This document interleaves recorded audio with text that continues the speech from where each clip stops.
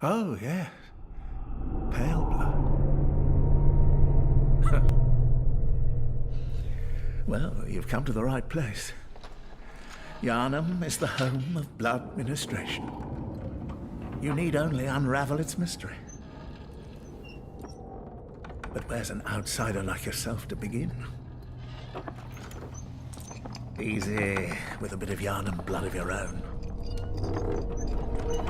But first, you'll need a contract.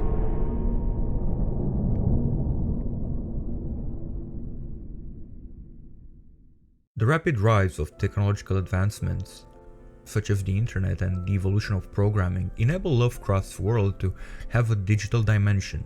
From tabletop games to video games, Lovecraft fiction has never been so predominant in popular culture than nowadays. Lovecraft has inspired video game developers like never before, one of the most lauded for its use of Lovecraftian elements and cosmic horror is Bloodborne. Although the early plot of the game seems to revolve around a somewhat more traditional horror theme, the story soon devolves into eldritch horrors and cosmic mysteries. While many have discussed the vague elements of the game's characters and events in relation to Lovecraft's work, the game does not use traditional elements of horror such as jump scares or graphic images. Bloodborne's main element of terror lies in the core idea of cosmic horror: human indifference, alienation, and sanity, all three of which Bloodborne executes masterfully in order to achieve fear. These elements of cosmic horror are not shown but are introduced as the game's core mechanics. Even the game's ending is Lovecraftian in the sense that we, as players, do not beat the game. Instead of elevating us and allowing us to see God in ourselves, as Joseph Campbell would have put it, we will find the destruction of the human-centered myth. Heaven and hell are within us, and all the gods are within us. This is the great realization of the Upanishads of India already in the 9th century BC. All the gods, all the heavens, all the worlds are within us. They are magnified dreams, and what dreams are manifestations in image form of the energies of the body in conflict with each other. And that's all myth is. Myth is a manifestation in symbolic images, metaphorical images of the energies within us, moved by the organs of the body, in conflict with each other. This organ wants this organ wants this, the brain. Let's explore how Miyazaki masterfully blends traditional Gothic elements with Lovecraftian cosmic dread. There is little the player knows about Bloodborne and its world when they first enter the game. Miyazaki's brand of storytelling focuses itself on exploration and co-authorship to uncover the secrets of this world. The result of this process is a journey of discovery for those who enter Yharnam, but more interestingly, it is often a journey of self-discover.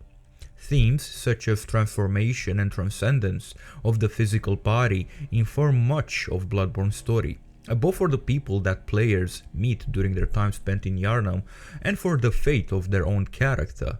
The universe of Bloodborne is a tapestry of narrative fragments and enigmatic details which create a complex story of the human quest for knowledge and the danger inherent in uncovering such secrets. Within Yharnam and its environs, different institutions and organizations have set up their homes, each influencing events in a particular way. It is the Hunters, the Healing Church, and the Kin who have become the key players in the city, and each will be examined in turn.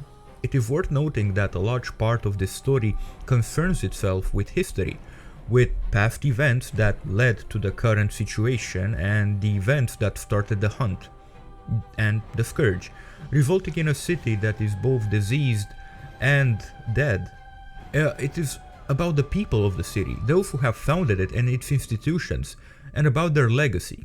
The story of the Hunters, however, is still ongoing.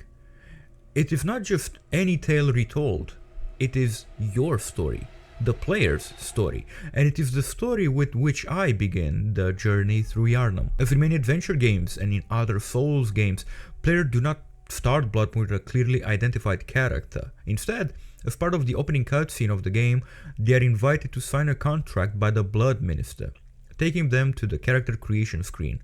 Aside from choosing a name and build a detailed physical appearance, including body type, age, gender, players are usually asked to, pick a class in traditional games. Well, Bloodborne offers a list of origins instead, together with a brief description of possible background for the player character. In this system, upbringing defines the capabilities of the on-screen avatar. Characters with a violent background, such as military veteran, troubled childhood, and violent past, will have better statistics for physical traits such as strength and endurance, and will therefore be better fighters.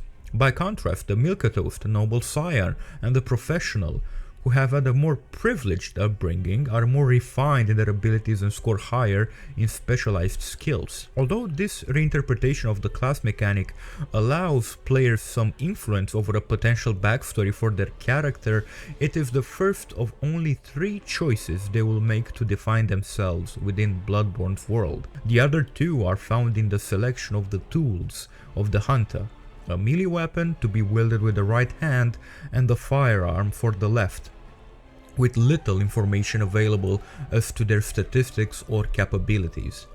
What adds to this lack of control is that players are unable to pick their clothing in the early stages of the game, as everyone starts with the same foreign attire. Not typical clothing for Yharnam, perhaps it is of foreign origin. It is said, after all, the traveler came to Yharnam from afar. This description offers additional insight into the player character. They are an outsider, originally from a foreign land, and they have traveled here, but where from and for what is unknown. In addition, the note recalls the opening cutscene of the game, in which the player undergoes blood ministration under the auspices of the Blood Minister, but at the same time, these become more confused by the details found in the item description, as the memory and, by extension, the reality of the episode is called into question. In many ways, the wording here recalls the final words of the Blood Minister. Whatever happens, you may think it all a mere bad dream. These words of wisdom are imparted to the player, yet there is no way for them to respond. Aside from the grunts of exertion and moans of agony, the player character remains voiceless throughout the game. When conversing with NPCs, other characters react as if spoken to, but no intelligible words are ever uttered by the player character, creating further tension with regard to the control players have within this world. After the opening cutscene and the initial blood ministration, you awaken in an old clinic. A handwritten scroll on a piece of paper tells you of your purpose: seek pale blood to transcend the hunt. Yet you know nothing of these things. What is pale blood, and what is the hunt? Others around you might know more, and you wish to find them. Surely you cannot be alone. You remember a soft female voice as you drifted up from the depths of the delirious treatment. You have found yourself a hunter. Is this hunter you, and are you part of the hunt that the note refers to? You leave the safety of the clinic with more questions than answers as you make your way to the city. Once you enter the streets of Yharnam, however, these queries are no longer important. Only steps away from the building, you are confronted by a tall man dragging an axe and carrying a burning torch. He shouts at you, angry words and inarticulate groans, and it is not long before he takes a swing at you. The only option available is to respond in kind and to attack him with your newly acquired weapon. Once, twice, 3 times, until he stumbles, falls forward. His dying words as ominous as his previous mumbles: "We're finished." When you round the corner, you realize that he may have been the first, but he will not be the last. 2 more figures slowly stumble to their feet and make their way towards you. As you continue your journey through Yharnam, you will leave more bodies in your wake, adding to the burning pyres that litter the streets. You see yourself transformed, brandishing your weapon, drenched in the blood of those you have slain. Whoever they are, they seem to be both hostile and unfortunate. Transformed by some unknown agent, they clearly are, or once were, human. And with each body that falls, you become more uncertain of your cause. Each final mumbled curse speaks of a tragic end. Away, away, you are not wanted here. It's all your fault. Die. They are not the only ones left in Yharnam. However, you soon discover that people still reside behind some of the doors. You knock repeatedly, perhaps looking for shelter or for help, but none is forthcoming. Your presence in the town and your status as a foreigner seem to be widely known. Are you that outsider? Well, I don't want nothing to do with you. Trot along, will ya? Lousy off-comer, who opened the door on the night of the hunt, away with you, now. Still, others regard you plight with mirth. Mad laughter rings out from behind the door, and when you try to speak to whoever is inside, they have little to say to you. There it is again, that phrase. They speak of the night of the hunt, this event that you appear to be part of, yet know nothing about. Not all of those struck inside are ready to leave you to your own devices, however.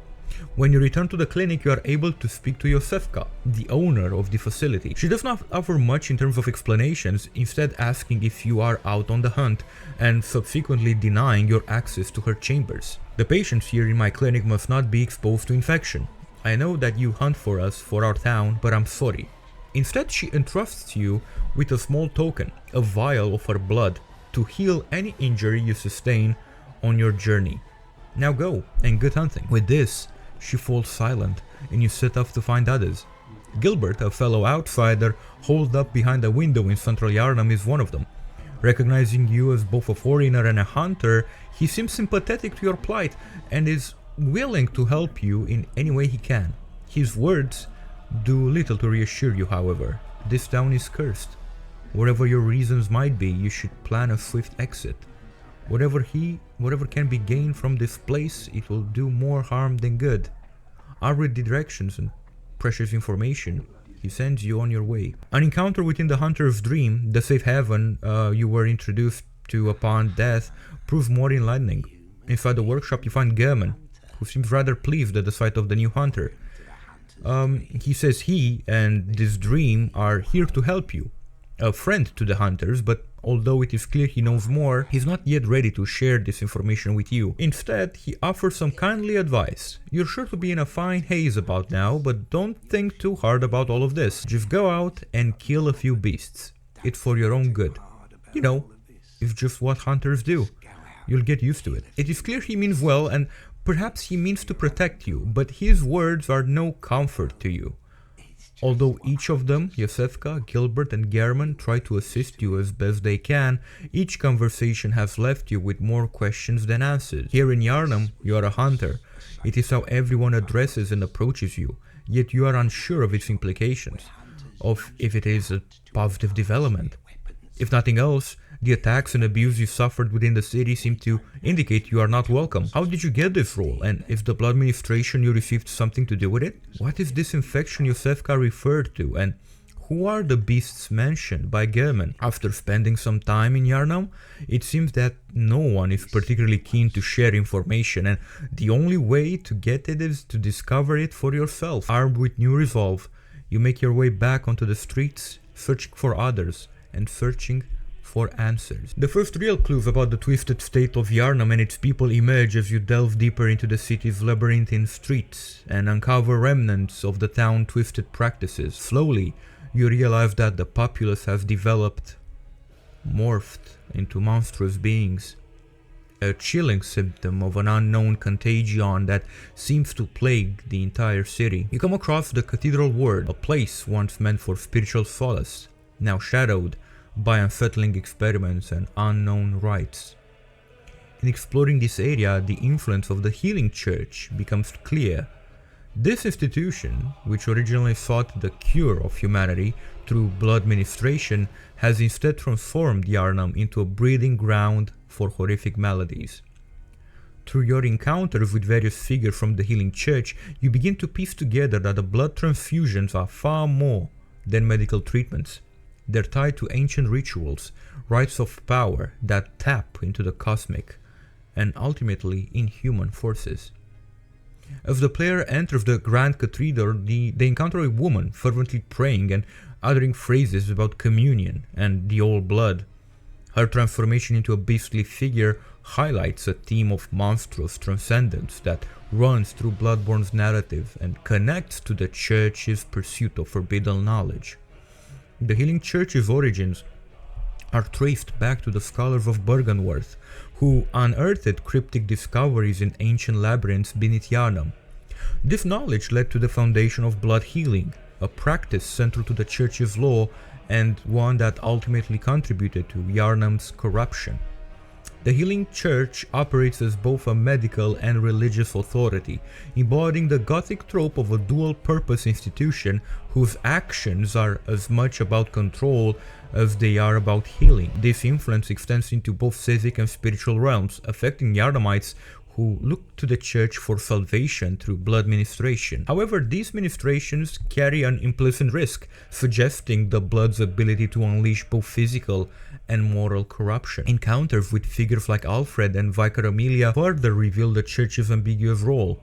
Alfred, a religious adherent, reveres the Church, while Vicar Amelia's transformation into a beast before the player illustrates the dangers lurking within this seemingly holy institution. Through this transformation, Bloodborne underscores the Gothic theme of human vulnerability to supernatural or forbidden forces, while the Church's obsession with transcendence ultimately comes at a cost, infecting and warping those who seek it. In essence, the Healing Church reflects Bloodborne's dark, Lovecraftian critique of humanity's quest for the power and for knowledge, particularly as the player uncovers layers of deception and tragedy tied to the institution's pursuit of purity and divinity. In Gothic literature, religious institutions often symbolize both sanctuary and corruption, presenting a duality where devotion intertwines with secrecy and moral ambiguity.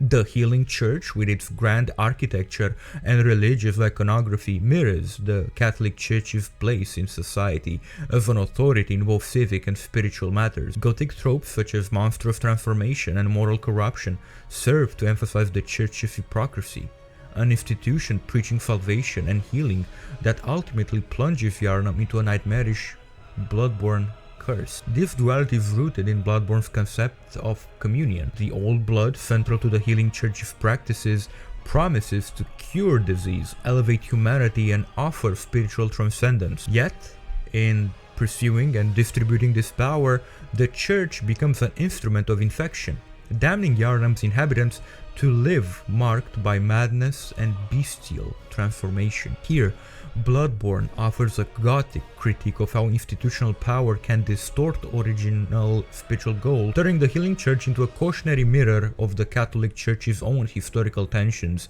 with power and corruption. One of the most striking parallels between the Healing Church and the Catholic Church is the central role of blood. In Catholicism, the concept of transubstantiation is essential to the sacrament of the Eucharist, in which believers partake in wine as a symbol of Christ's blood, signifying communion with the divine. Similarly, in Bloodborne, the old blood is treated as a sacred substance that connects Yharnamites with the divine power of the Great Ones. This communion with divine blood represents both salvation and peril. While the Catholic Eucharist is a symbol of spiritual renewal and purification, the Healing Church's blood ministration becomes a physical and spiritual contagion that taints its recipients. In Bloodborne, communion with blood transforms from a sacred ritual to a literal infection that erodes the body and mind, exposing the destructive potential of faith placed in material forms of salvation. This perversion of communion highlights a Gothic fear that religious sacraments can become corrupted when the Church's leaders prioritize their power and influence over true spiritual guidance. Instead of purity, the blood leads to grotesque transformations that physically manifest inner moral decay. Figures like Vicar Amelia, who undergoes a monstrous transformation, illustrate the devastation effect of this corrupted sacrament, underscoring the Gothic theme that religious rituals lose their sanctity when co-opted by human ambition. The Healing Church, like the Catholic Church, operates under a strict hierarchy with different orders and titles: vicar, clerics, and choir members whose authority is not only spiritual but societal. Much of the Catholic Church's historical power extends beyond the religious into the political, The Healing Church influences Yharnam's civic structure. The Church's hierarchical power echoes the stratified nature of Catholicism and its own ranks, where clerics and vicars as mediators between the lay people and the divine. In Bloodborne, however, this hierarchy is shown to be as corrupted as the blood that sustains it. Figures like the choir and the school of Mensis represent factions within the Healing Church dedicated to the pursuit of knowledge and power, often at the expense of Yharnam's people. The cathedral word, reminiscent of grand Gothic cathedrals, signifies the church's dominance and its isolation from the lay people it claims to serve. Behind its towering spires and cloistered halls, the Healing Church keeps secrets and conducts unspeakable experiments, reflecting a Gothic suspicion of religious authorities who prioritize power over the welfare of their followers. A recurring theme in Bloodborne is the pursuit of forbidden knowledge, an endeavor that the Healing Church embraces, despite its destructive consequences. Much of the Catholic Church's inquisitorial pursuit of heresy sought to control knowledge that could challenge its authority. The Healing Church's quest for transcendence through communion with the Great Ones leads to a dangerous flirtation with the unknown. This ambition for godlike power, mirroring the Tower of Babel or the Faustian bargain, ultimately backfires with the church's leaders succumbing to madness, their followers turn into beasts, and the city itself trapped in a cycle of horror. The Healing Church's members, particularly the choir and the school of Mensis, engage in what can be seen as heretical research by trying to commune directly with the Great Ones, effectively challenging the natural order. The Lovecraftian undertone to this research connects the broader Gothic critique of intellectual and spiritual overreach, a theme in both literature and religions that warns against humanity's relentless pursuit of knowledge at the expense of humility and reverence for the divine. I just mentioned the choir and the school of Mensis, but who the hell are these guys, right?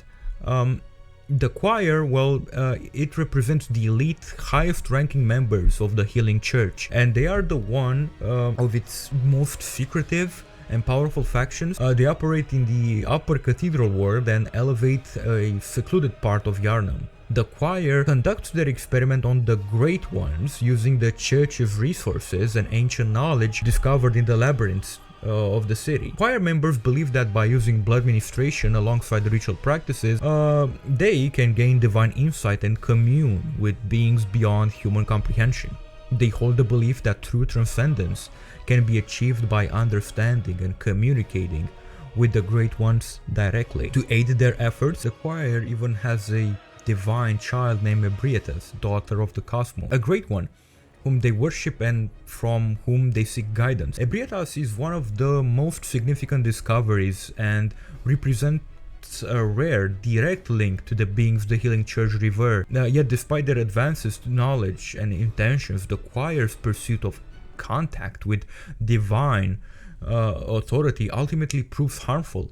Their experiments not only expose members to madness, but also contribute to the spread of the beastly scourge and the downfall of Yharnam. The School of Mensis is another faction within the Healing Church, but unlike the choir, they take a more radical and dangerous approach to the pursuit of enlightenment. Led by Mikolash, the scholars of the School of Mensis conduct their research in a hidden nightmare realm rather than in Yharnam. They use elaborate rituals to enter the Nightmare of Mensis, an alternate plane of reality where they believe they can commune with the Great Ones more directly. Their ultimate goal is to make contact with a Great One called Mergo, whom they hope will grant them supreme enlightenment and transcendence. This School of Mensis' obsession with Mergo and their reckless use of rituals lead to tragic consequences. In their attempts to reach Mergo, they willingly sacrifice their own humanity, succumbing to madness and horrifying transformations. The Nightmare of Mensis itself is a twisted, nightmarish landscape filled with the remnants of their failed experiments, showcasing the utter horror of the school's ambition. In the end, Mikolash and the scholars achieve nothing but self-destruction, illustrating the dangers of the blind pursuit of power. So, where did they all come from? Well, Byrgenwerth was an ancient and influential academy where scholars pursued arcane knowledge and uncovered the secrets of the Great Ones. The Great Ones are mysterious godlike entities from beyond human comprehension. The institution played a foundational role in the development of Yharnam's blood administration practices and eventually the healing church itself. Led by Willem, the scholars at Byrgenwerth believed that humanity could achieve transcendence through contact with the eldritch Great Ones. However,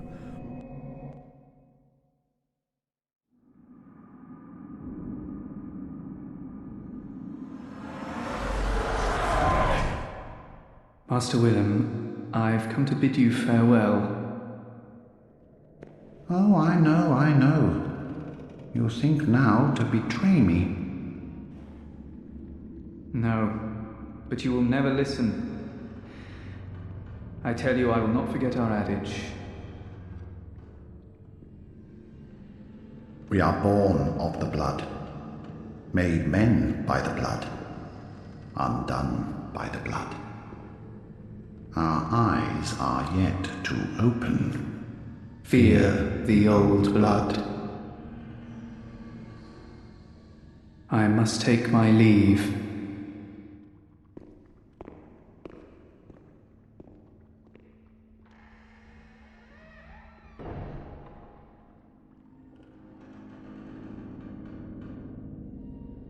By the gods, fear it, Lawrence. Willem himself was wary of those cosmic forces, famously warning, "Fear the old blood." Despite Willem's caution, several of his students, including Lawrence, the eventual founder of the Healing Church, became obsessed with using the old blood for power and enlightenment. This ideological split led to the formation of separate factions which I already mentioned. The Healing Church, the Choir, the School of Mensis, each continuing their research into the old blood and the Great Ones. The Academy's discoveries also inspired the pursuit of communion with the Great Ones, a goal that led to the creation of kin. These beings are the outcome of human attempts to transform and ascend, embodying the twisted, half-celestial forms that arise from humanity's relentless quest for forbidden knowledge. Byrgenwerth's legacy thus echoes throughout Yharnam, setting the stage for the game's central conflict and the corrupted state of the Healing Church. In many ways, Byrgenwerth represents the starting point of Bloodborne's horror, an institution that, in seeking transcendence, ultimately paved the way for ruin. As the player delves deeper into Yharnam's mysteries, the Gothic framework begins to dissolve, revealing a world governed by otherworldly forces. The introduction of the Great Ones, the game's answer to Lovecraft's Old Ones, marks a decisive shift to cosmic horror. According to Lovecraft, true horror arises from other, unknown forces that are indifferent to humanity. In Bloodborne, the Great Ones are such entities. Alien, ancient beings who exist beyond human morality. Their motives are noble and indifferent to human plight. Encounters with beings like Ebrieta highlights the unsettling truth that humanity is but a mirror or a minor presence in the grand scheme of the universe. Lovecraftian horror centers on cosmic indifference, the idea that the universe is vast, uncaring, and wholly indifferent to humanity. In Bloodborne, this concept takes form through the Great Ones, who are shown to be uncovered or unconcerned actually with humanity's plight. Encounters with the Great Ones reveal the truth of humanity's insignificance, forcing the players to confront the limits of human agency. The player's journey through the Nightmare Realms reinforces this theme. These spaces, alien, fragmented, exist as manifestations of otherworldly domains that defy natural laws. As the player gains insight, a form of knowledge that allows them to perceive the presence of the Great Ones in this physical realm, they are exposed to the maddening realization that humanity is inconsequential, a realization that underscores Lovecraft's assertion of humanity's pathetic limitations on a cosmic scale. Perhaps the greatest horror in Bloodborne is the realization that the Great Ones do not harbor malice or mercy towards humanity. They are utterly indifferent. This indifference is emblematic of cosmic horror's core, where the mere existence of these beings brings about horror not through active malevolence, but through their disregard for human suffering. Characters like Mikolash exemplify the futile yearning to commute with these beings, believing that contact will bestow ultimate knowledge or godhood. Instead, these interactions degrade the human psyche, leaving followers in a perpetual state of madness.